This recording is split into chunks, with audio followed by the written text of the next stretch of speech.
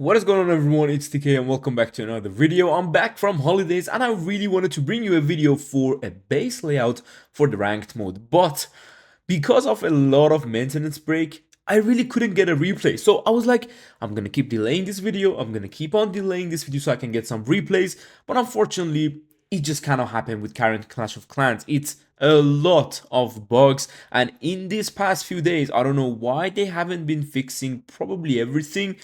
It's just way too much, man. And every single bug has been reported to the team. They are kind of like aware of the problem, so they're trying to find a fix for every single one of them, which is taking quite a long time.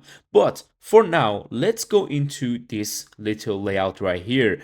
Guys, I built this base back when Synchronic first introduced the scattershot on the outer layer. This base for me in hard mode got so many defenses, it nearly never tripled. I did trap a few of around these areas with iPro, someone that was a lot more familiar face back in the day when pushing in Legends League was a major thing in the game. Right now, Legends is in a good spot in my opinion, but overall, you know what I mean when I say OG push. So, let me explain a few things here going through my mind and why this is a good base for the current ranked mode. First thing first, Warden charges are just everywhere. You cannot really have a good double rage base. You know, one of them is just gonna get away with Warden, the other one is just gonna get away with the King ability. So double rage bases, if people know how to attack it, it's gonna be a tough thing to get a defense with.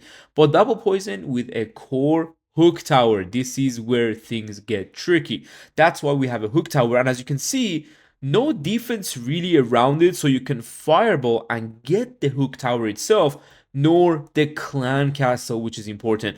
You can't fireball town hall and get some nice defenses, and just the clan castle is just basically the clan castle if you want to fireball the town hall. And you can't really warden charge from, for example, the lower side trying to fireball the monolith and get the clan castle with the hook tower, because the clan castle will eventually actually get to you. And as you can see, the traps, yes, it's a lot of them. Warden can't just walk through that. It's the same as the other side. But guess what?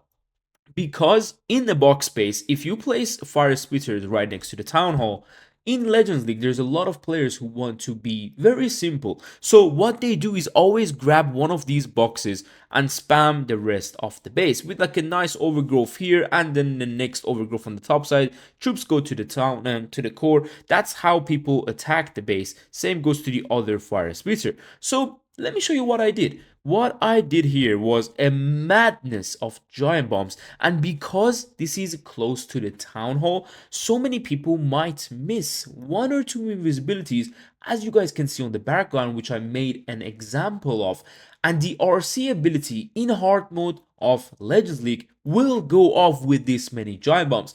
If you want to only kill the fox, you can even spread these bombs onto the Giga Bomb as well yourself, but this amount of bombs with the tornado behind the multi-archer tower, I believe it is, yep, it's right there, it's going to make the RC go crazy. And with the double Teslas, you might be saying, well, what is that? Well, if someone is placing back-to-back invis for a Royal Champion charge into the core for these two beautiful defenses because of a mass invis spell dragon attack, these Teslas or something to make sure the RC moves to the outside. So a lot of people try to go with invisibility on the ricochet cannon or invis here, but then these two Teslas drag the RC in a time manner that even this invis was off, so she just went around and never into the core. The clan castle recommendation of myself for you on this is basically going to be one ice golem, two rocket loon with a little bit of a furnace, which is nice, and a headhunter.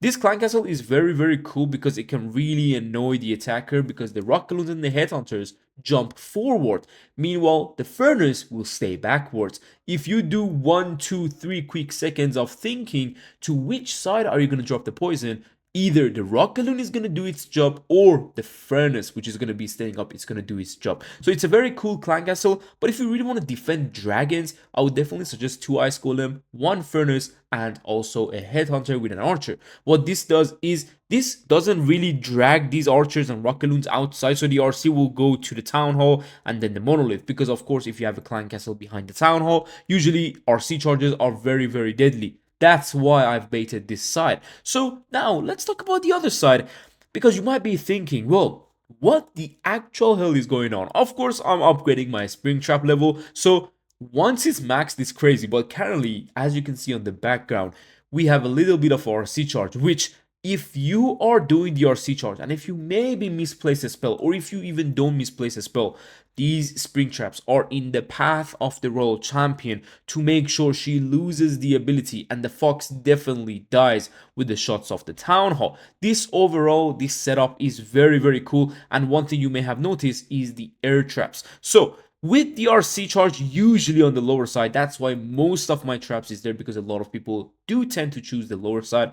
And the thing is, if you send your RC here and trying to grab some value, usually you send the troops onto the town hall. So that's why we got 2 of these for the sneezy, and then later traps for either the dragons or the healers. These are the traps for that. It's the same as the other side. If your RC grabs this area, the other side will have so many bombs and the clan castle, which forces a warden ability. And then we got the traps for the healers. The boogers will get stuck behind these Teslas, and the royal champion will walk forward. So you can see how the boogers won't go into the red air bombs. These are a lot of tests on this base whilst I was building it back in the day, and the traps are nearly the same, but I changed a few things. Now overall, let me bring you to a deeper aspect of the base. The layers of this base are very important. It does seem like a box base, but it's deeply a bit more tricky than that, because if you take a closer look, we got a heavy core, and then we got a very, as you can see with the town hall, juicy second layer. This layer alone has so much damage by itself, and every single thing except the expos does air damage. This is why it's so hard to attack with dragons. Now, with that being said, it's not just like I put every single major building in that layer. Well, look at this. We got so many of these major buildings on the other back end side of the outer side, which these are the ones shooting directly inside the base. So that's why I told you, let's look at it from the outer perspective. 3 layers of this base are super heavy for air and ground both at the same time. So I try to divide a few things, and trust me when I tell you, this Giga Bomb alone saved so many attacks just by itself. It's not for the RC charge, it's for the backend, because a lot of people start their dragons into so many traps, and then so many dragons get dragged in the core. And then look at the backend, guys. We got this in the backend. That alone, even with the Minion Prince Dark Orb, you can test it out. On hard mode, this backend does not go down if you have even a whole frost spell on it with 2 or 3 free spells. It just doesn't go down, especially with the Minion Prince and the King and the Multi Inferno. This base alone, as I told you, like, it's really enjoyable to try and build a base just like this, where you know the entries, you know how people are gonna attack it, and you know you built it really well, and you want to share it with the community. And that's what I'm trying to do right now. And yeah, as I told you, I was on a holiday, so I really wanted to bring this video for you guys earlier, for people who have been doing the even lower leagues, because you can only just have one base apparently for the lower leagues for the entire week. So hopefully this base does defend well for you, even though the hard mode is a bit less damage. But yeah, this base is just doing crazy in the regular hard mode and esport. It's insane. But yeah, I mean, it's most likely going to be very popular in Legends and in CWO, because this base I used myself in CWO, and we have been attacking with it quite a long time. But as I told you, the replays, every time I tried to get a video, even we had a CWO with the biggest English YouTubers out there, but I couldn't really get any attacks from the replays or our bases, just because there was just so many bugs and balance changes and updates and maintenance breaks.